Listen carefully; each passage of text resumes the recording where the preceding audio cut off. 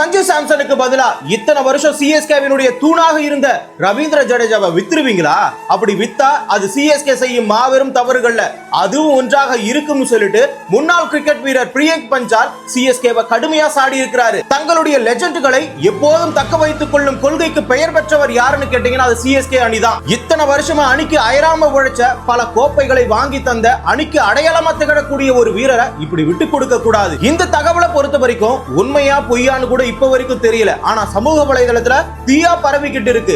Rajasthan Royals அணி சஞ்சு சாம்சனை விட்டு கொடுத்துட்டு அதுக்கு பதிலா ரவீந்திர ஜடேஜாவையும் கூடவே சவுத் ஆப்பிரிக்காவினுடைய இளம் வீரரான பிரேவிஸ், அப்படி இல்லையா இங்கிலாந்தினுடைய ஆல்ரவுண்டர் சாம் கரன், இவங்க ரெண்டு பேர்ல ஒருத்தரோட சேர்த்து ஜடேஜாவையும் வாங்க முயற்சிப்பதாக தகவல் வெளியாகி உள்ளது. ஜடேஜாவை விட்டு கொடுக்கணும்ன்ற சிஎஸ்கேவினுடைய முடிவுக்கு முக்கிய காரணம் என்ன தெரியுமா?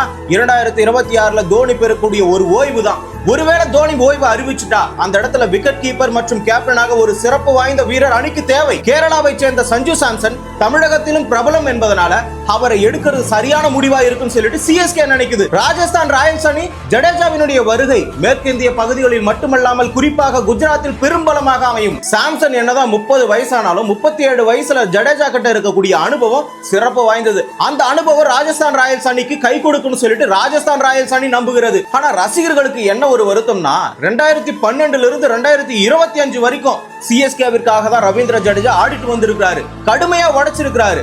சஞ்சு சாம்சனுக்கு பதிலா அவரை விட்டு கொடுக்கிறது சரியா தவறான்னு சொல்லிட்டு நீங்க கமெண்ட்ல சொல்லுங்க.